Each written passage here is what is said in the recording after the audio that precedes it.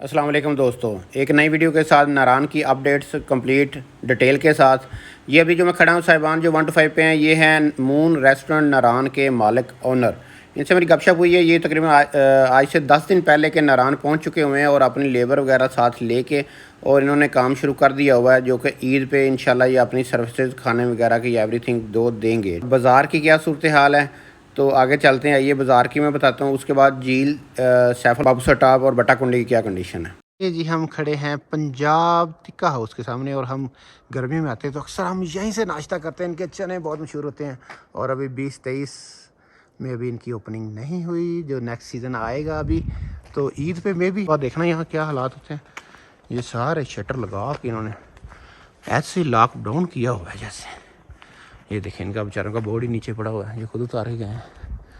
ओह अभी ये सब बंद है।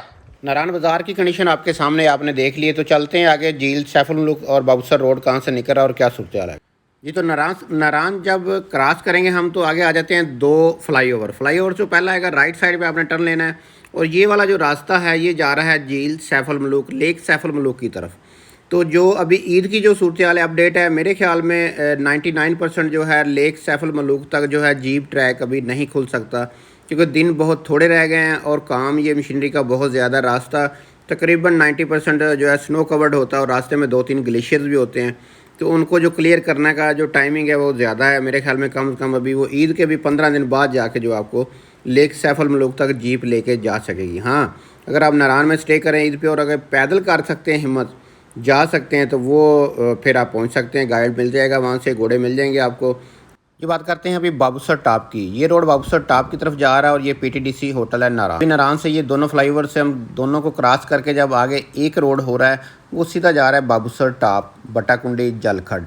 तो आगे रास्ते की बात करें तो मशीनें जो हैं काम कर रही हैं। जहाँ तक जिप लाइन शायद आपको या रिवर राफ्टिंग वाला जो पॉइंट है वहाँ तक मशीनें जा चुकी हैं, लेकिन उससे आगे जो है ईद के जो दिनों तक काम होना है वो तो रह गए हैं, बाकी तकरीबन 7 से 8 दिन। वो मैक्सिमम बट्टा कुंडी तक हमें चांस है कि वो लेके जाएं या बट्टा कुंडी तक रोड क्लियर कर पाएँ। बट्टा कुंडी से आगे अगर ईद पे आप आ रहे हैं इस साइड पे नारायण कागान वैली में, तो ये माइंड में रख के आएँ कि बाबूसर टॉप बिल्कुल बंद है और आप मैक्सिमम बट्टा कुंडी तक जा पाएंगे और लेक पर भी पैदल ही जा सकते। बाकी रहेगी नारायण में खाने और रहायश के होटल कितने खुले होंगे ईद पे। 100% तो नहीं खुल पाएगा, लेकिन 50-70% जो है नारायण खुल जाएगा।